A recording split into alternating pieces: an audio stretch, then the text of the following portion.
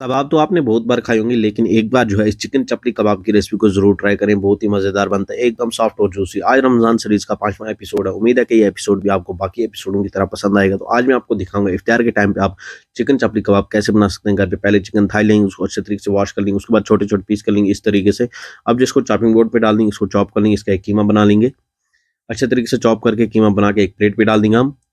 अब प्लेट में डालेंगे चॉप ऑनियन और डालेंगे चॉप टोमेटो, चॉप धनिया और चॉप ग्रीन चिली। वो डालेंगे इसके अंदर अनारदाना थोड़ा-सा, वो डालेंगे सॉल्ट, धनिया पाउडर, जीरा पाउडर, थोड़ा-सा गरम मसाला, और डालेंगे हम रेड चिली पाउडर थोड़ा-सा, और डालेंगे चिली फ्लेक्स थोड़ा-सा। अब इसको अच्छे तरीके से मिक्स करेंगे ताकि मसाले सारे अच्छे से मिक्स हो जाएँ हमारे चिकन के अंदर। अच्छे से मिक्स करके अब लाएँगे एक पैन, उसके अंदर तेल डाल देंगे, तेल को गरम कर लेंगे। जैसा हमारा तेल गरम होगा तो हम यहाँ पे जो है कबाब बनाएँगे हाथ के ऊपर। इस तरीके से हाथ को थोड़ा-सा तेल लगा के कबाब को इस तरह से बना लेंगे हाथ के ऊपर, चपटी कबाब की शेप दे देंगे। अच्छे तरीके से शेप देके कबाब को अब हम डाल देंगे पैन के अंदर।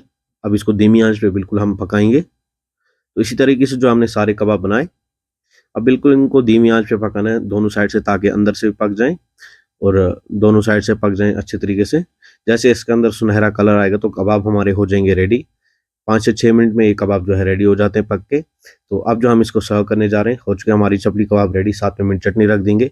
तो आप भी जो है इस रेसिपी को एक बार ज़रूर ट्राई करें इस रमज़ान में, और साथ में जो अपने चाहने वालों के साथ ज़रूर शेयर करें, और साथ में जो हमारे चैनल को ज़रूर सब्सक्राइब करें। बाकी मज़ीद वीडियो के लिए मिलते हैं अगले वीडियो में, तब तक के लिए दीजिए इजाज़त। बाकी अल्लाह हाफ़िज़।